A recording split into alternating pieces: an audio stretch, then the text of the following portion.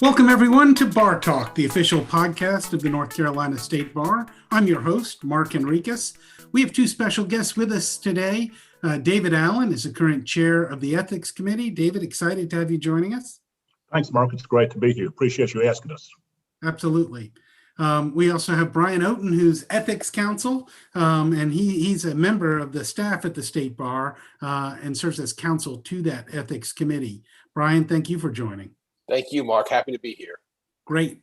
You know, what I wanted to talk about today is a little bit about the Ethics Committee. I think a lot of lawyers in the state know generally that there is an Ethics Committee, but they may not know much about what we do. And in particular, dig in a little bit to the process of how the Ethics Committee goes about issuing its opinions and that process.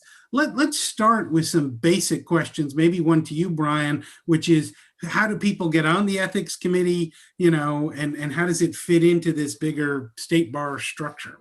Sure. Great question. So the State Bar Council, of course, has a number of different committees, but I'd say the two biggest committees are grievance and ethics. And every State Bar counselor is assigned to either grievance or ethics. And so that's where the bulk of our committee membership comes from.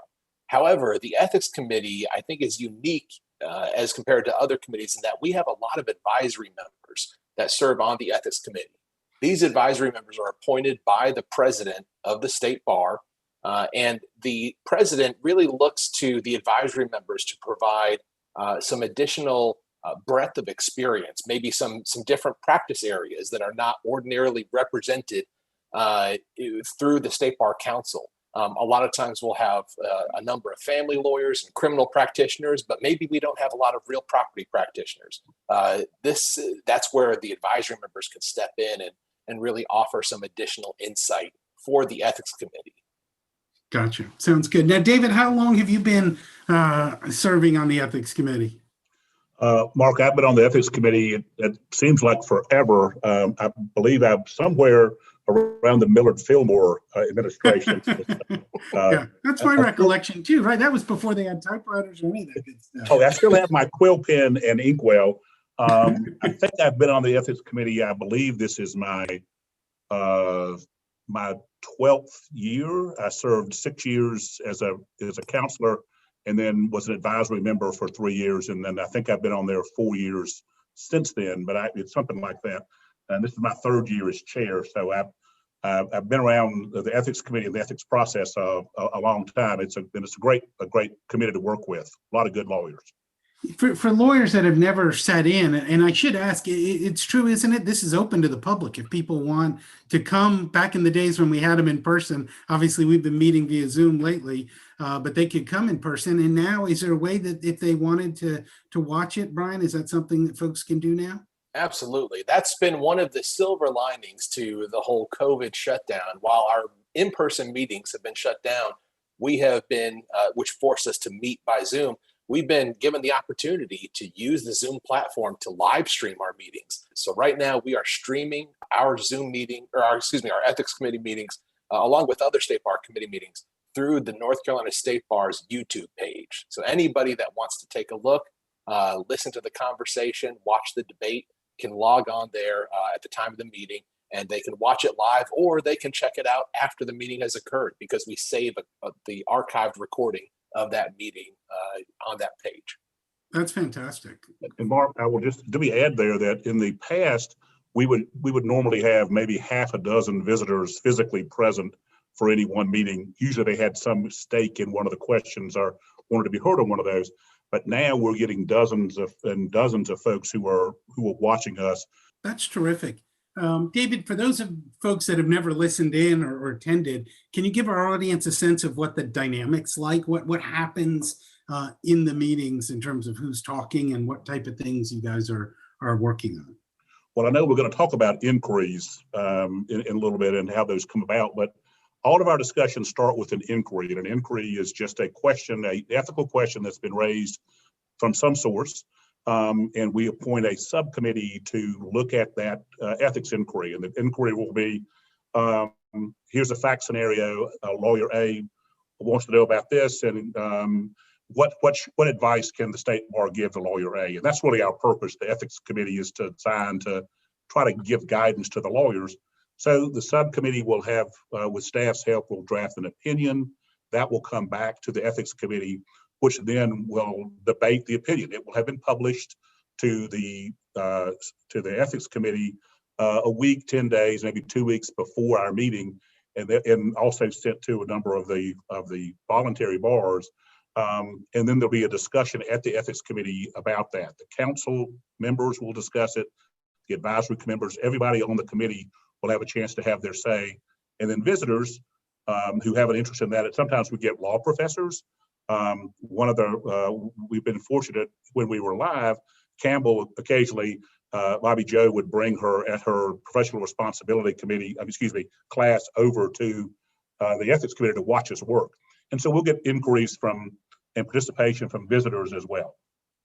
That's great.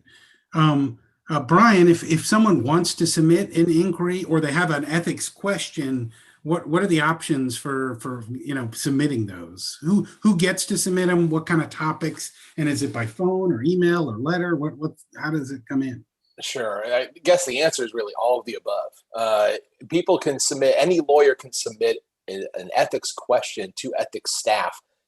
And that is really where it all begins. And sometimes it's just a conversation between staff and the inquiring lawyer about what type of advice are you looking for. A lot of times, lawyers are just looking for informal advice on a particular issue that's really specific to their practice and their circumstance, and they may not be looking for a full ethics opinion.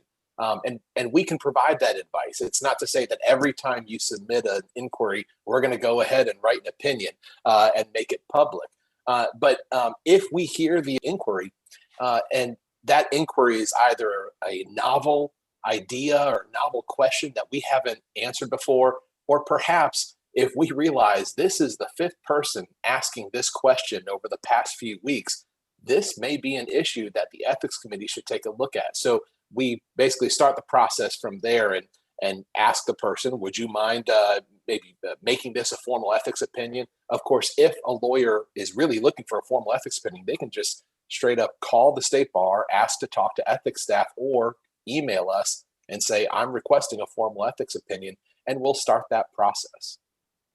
That's great. And I'd remind our listeners, you can find this by Googling North Carolina State Bar Ethics Hotline, but you can call 919-828-4620. Call now. Lines are active now.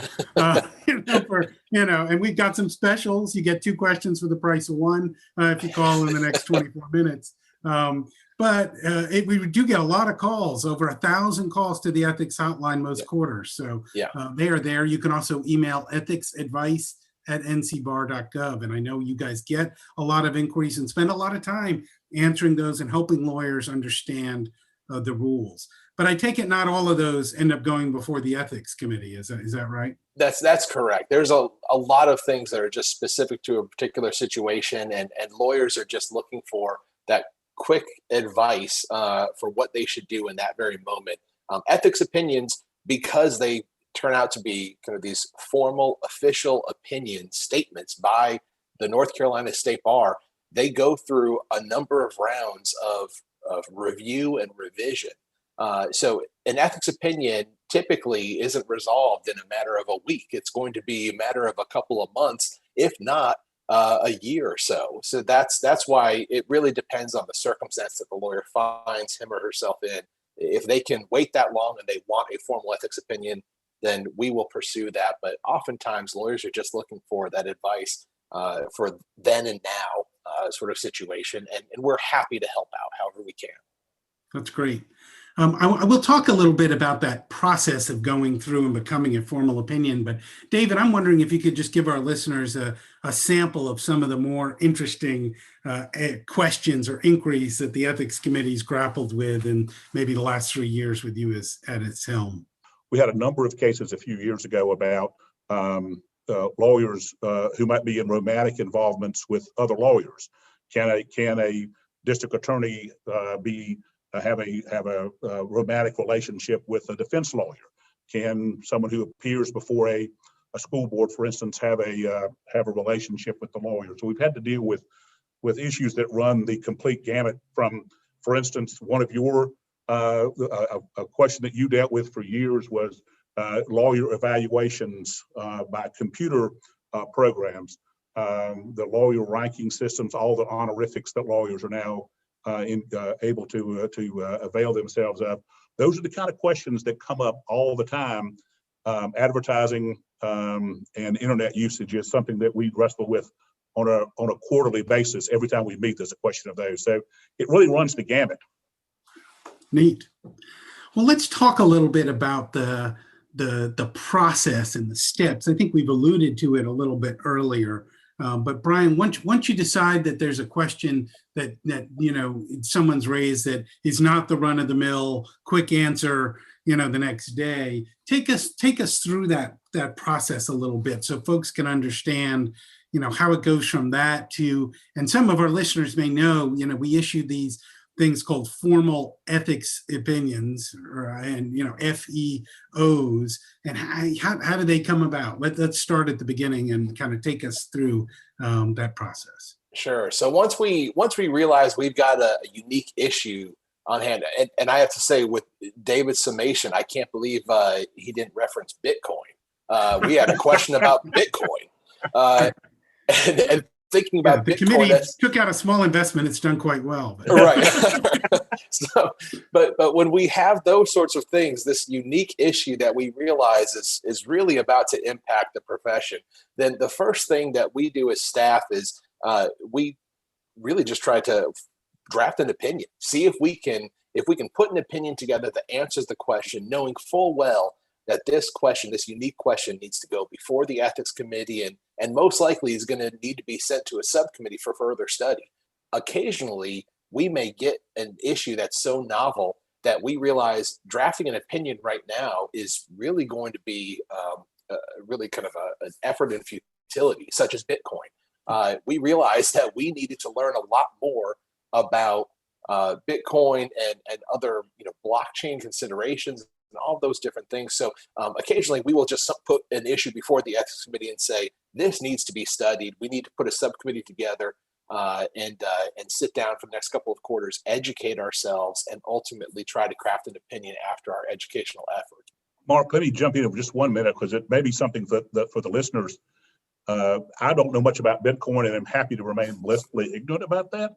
But there was something on our agenda this past quarter that really is cutting edge, and that involves the use of artificial intelligence by lawyers in the practice. And there've been only, I think, Brian, keep me right, I think there've been only 2 other states that have really sort of entered into this area with some thought about it. Right. And that's something that's coming. That's going to be a new issue for us to look at. And so, we really are involved on some cutting edge issues that the drafters of the code didn't really anticipate, that we were going to have computers and internet and friending people, and whether you have to, what are the obligations that come with the computerized and interconnected world that we have today. And artificial intelligence is something that's a coming tool for lawyers. And the question is, are there ethical implications for that? And we got to study that. Yeah, no, that's a great point. Are all decisions published, or is that something that the ethics committee decides whether or not to publish them? So I'd say most of every formal ethics opinion has to go through a round of publication. But I guess when we submit something to the ethics committee, then really that issue, that inquiry can take, I'll say, one of maybe 3 paths.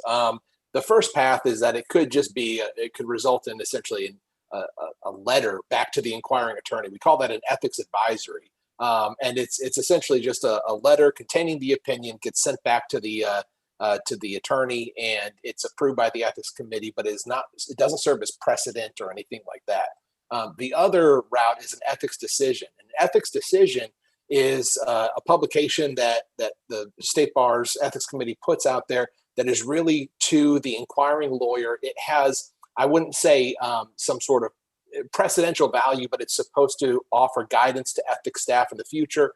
And it is published to the State Bar Counsel for approval. So it has a little bit more formal stature, but it is not the published formal opinion that you find in an FEO.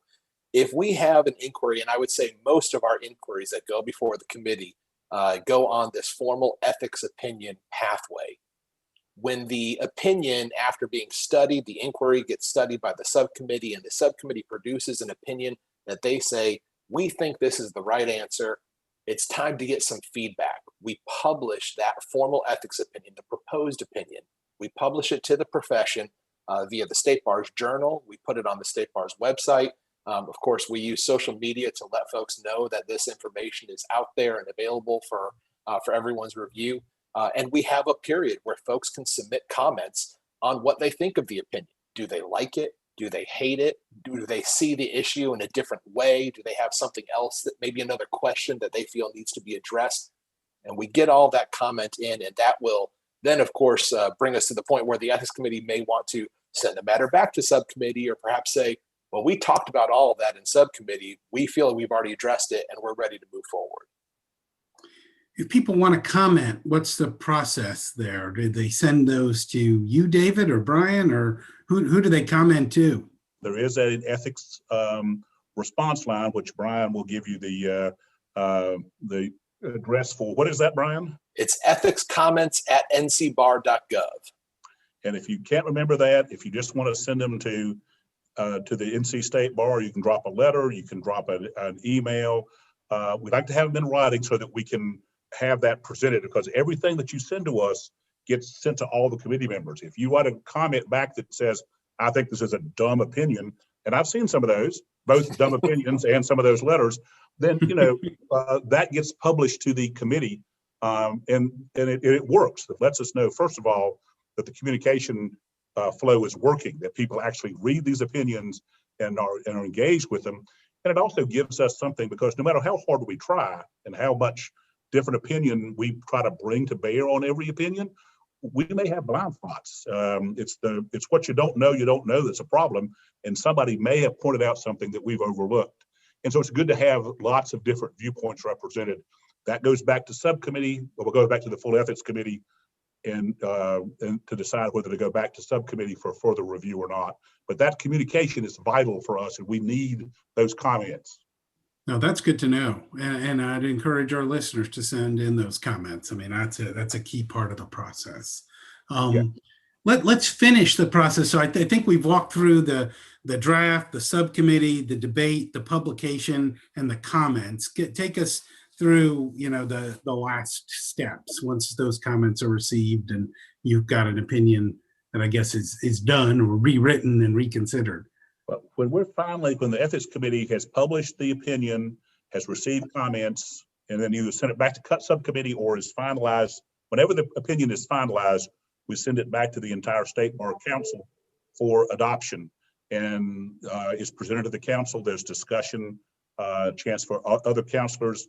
As Brian said, everybody's either on grievance or ethics. So sometimes grievance members have not seen the material until they come to the council that day. So they've read it in the bar journal, but they get a chance to see it again. And if they have questions, it's another chance for debate.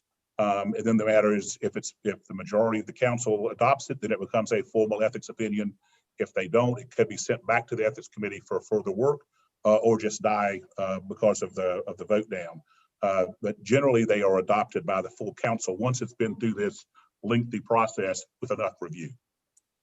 Right, and if I could jump in, just add that that's yet another chance for that review, and the council on occasion disagrees with the ethics committee. It's again very rare, but we had that a couple of years ago. There is an opinion, I believe it's now known as 2018 FEO 5, but it dealt with social media considerations and the use of social media by a lawyer in obtaining evidence or other information that's out there.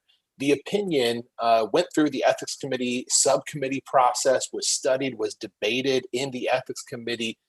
There was just really some great discussions around that. The ethics committee ultimately produced an opinion that went to the council, and the council disagreed with it. There was a vote at that council meeting, they rejected the adoption of that opinion and sent it back to the committee. So the committee had to basically start over again and retweak that opinion to produce a different outcome that was acceptable to the full council. And it's just that emphasis of these things are not just drafted by staff and then adopted. They are hotly contested. They are studied. If we don't know anything about the particular subject matter, we bring in experts. Again, artificial intelligence is a current one that's a great example. Bitcoin was another great example where we brought in a lot of different experts to tell us what we were dealing with before we even put pen to paper to determine exactly what the opinion should be. Brian, if lawyers want to find these old FEOs or that 2018 FEO 5, how do you find them? You can go on our State Bar website. We keep them all there. If you go on our State Bar's website and you see along the top, there's a For Lawyers section, and you will see a little drop-down box that shows rules of professional conduct or just ethics information, and you can find the adopted opinions in that section. We also have an index available for those adopted opinions.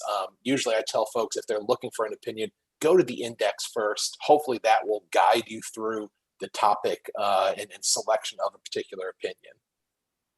That's great. And are these binding? In other words, if I read an FEO and it says it's okay, to do this, it's okay to use social media this way, can I rely on that?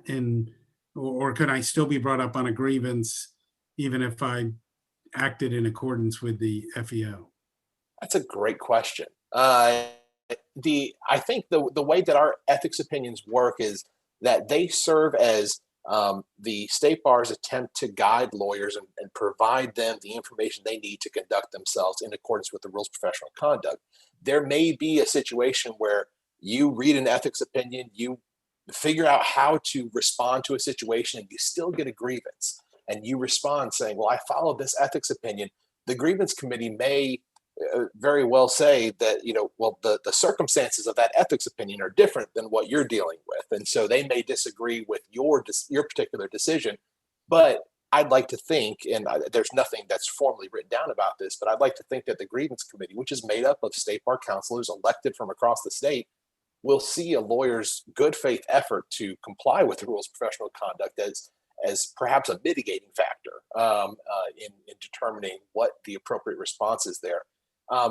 But one thing to note is when you go to the disciplinary hearing commission, for example, our opinions are not binding precedent the way that like a Supreme Court case or a Court of Appeals opinion would be on a lower superior court. They are, I think, heavily persuasive secondary sources. If we step back into law school for a second, but I think the DHC would look at an ethics opinion and say, well, this is how the ethics committee or this is how the State Bar has determined a particular rule should be interpreted under these particular circumstances, and we think that that's influential here. I've never seen a DHC panel say we just disagree with this ethics opinion. And therefore, lawyer, we're going to hold you guilty and disbar you, even though you did everything that the ethics opinion told you to do. But again, I can't say that they are binding precedent on the disciplinary hearing commission, which is a completely independent tribunal. Mark, let me jump in and make a plug here real quick for the ethics hotline. On a similar note, we mentioned the ethics hotline earlier, where lawyers can call the State Bar with a question that they are facing in their own practice right now. If you relate the factual situation that you're confronted with to ethics counsel, and that would be Brian, Suzanne, or Nicole, and you tell them the facts, and they say, you should do this, or here is our advice to you, and you follow that advice, and you get a grievance filed against you, it is persuasive to the grievance committee that you, in fact, call the State Bar and took their advice. They will take that into account, and you will basically, it's a safe harbor for you. Now, if you shaded the facts, if you said this is what happened and what really happened was something else, and you were using the State Bar to try to be a shield, that's a no-no. We're not letting that happen. But if you are honest in your recounting of the facts to the State Bar ethics hotline, and they give you this advice, and you follow that advice, that is a shield against the grievance that gets filed against you. And I think that's something that members should know, because that's the benefit of the ethics hotline.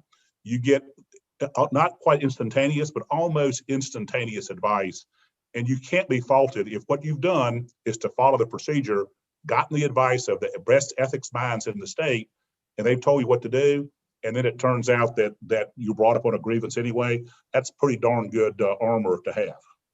Yeah, and I think that's even applicable if the grievance committee may disagree with ethics advice, the ethics advice that's provided. Yes, that's a situation where I've been told by Alice that Tom Lunsford, our former executive director, used to say that when it comes to the ethics advice that we provide, we're not always right, but we're never wrong.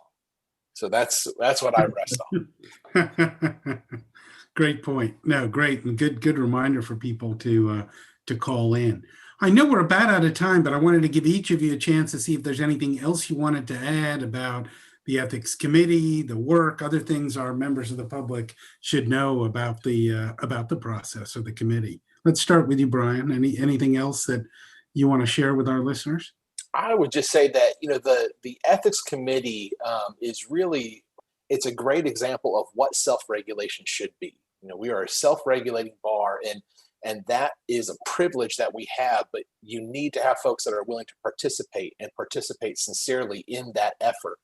And taking as the past quarter as a great example of a lot of folks that wrote in disagreeing with opinions, maybe agreeing with parts of it. It's a great example of this profession investing in itself and trying to guide our ethical standards in the correct direction. So it's truly a great thing. I would encourage everybody that's listening, if you have an opinion, submit it. Ethics committee will take it into consideration. And we frankly love hearing from everybody. Thanks, Brian. David, any parting thoughts? Yeah, just, Mark, as you know, the pole star of the state bar is to protect the public. And that's what we're trying to do by giving guidance to lawyers and how to conduct themselves in their interactions with the public, the judiciary, and other members of the profession. And that's really what we're about. And every time we meet, we are reminded that that's really what we're about, is our duty to the public to try to get this stuff right. And we work very hard at it. And it helps to keep us on track when we hear these comments, not just from members of the bar, but from folks in the public too. So again, I encourage people to look at these opinions, give us their thoughts, and also to join us and watch what we do, because I think you'll be impressed by how hard people work and how hard they try to acquit themselves of this obligation to do our job for the public. Thank you, Brian and David, for joining us. Very interesting information, and I hope the public enjoyed hearing it. This has been BarTalk, the official podcast of the North Carolina State Bar. You can subscribe and find prior episodes at the State Bar website. You can also find us on iTunes, Google Music, or SoundCloud. So please subscribe. We'll look forward to talking to you again next time.